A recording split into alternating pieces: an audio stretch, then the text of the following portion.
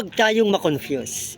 Isang araw, chinat ko ang aking kaibigan, "Bro, kailan mo balak mag-start mag-ipon?"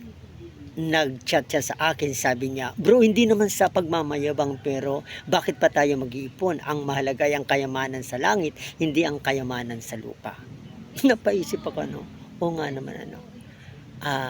Are you sure na mapupunta ka sa langit? Joke lang po yun, ano? Nag-chat ako sa kanya at sabi ko, "Tama bro, ang kayamanan sa langit ang mahalaga. Pero habang nandito tayo sa lupa, pagandaan natin ang kayamanan sa langit." Mayroong tatlong yugto ng paghahanda natin papunta sa langit. Ang unang yugto is to prosper ourselves.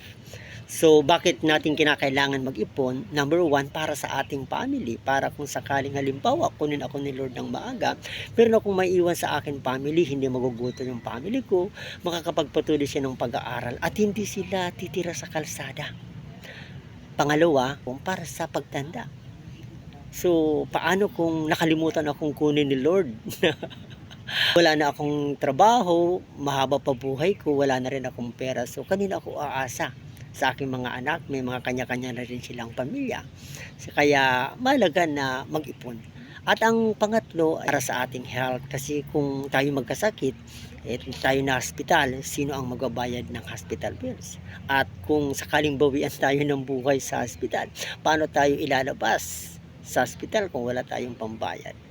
At sabi nga, tama, hindi mahalaga ang pera sa langit at hindi natin ito madadala. Pero kailangan natin ng pera para madala tayo sa hukay. Ang pangalawang yugto ng ating buhay, to prosper others. Isip talaga tayo kung paano natin matutulungan ang ating kapwa.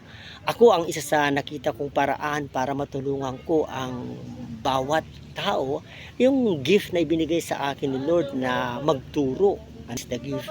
So through teaching financial education, natuturuan natin ang bawat Filipino na mapaghandaan ang kanilang finances. At ang pangatlong yugto ng ating buhay is to prosper God. So kapag nag-prosper na tayo, di na-prosper ng ibang tao, so the money that we have, we can support the ministry of the church para yung kingdom of God mag-prosper dito parang sa lupa. So, ano ang solusyon natin dito? Ang solusyon natin dito ay Kaiser. Ano? So, si Kaiser ay 3-in-1. Meron siyang insurance na pag nakuha tayo ni Lord ng maaga, meron tayong maiiwan sa ating family. Number 2, pag tayo ay tumanda, merong pirang magtatrabaho. At ang pangatlo, meron siyang healthcare na pag tayo nagkasakit, meron tayong pangbayad sa ospital. At itong Kaiser na ito, kaming dalawa ng wife ko ay mayroon kami nito parehas. So, that's our preparation kung sakaling mapunta sa langit ay mayroong maiiwan sa aming family. So, to know more about Kaiser 3-in-1, comment below. Live God, Design Life.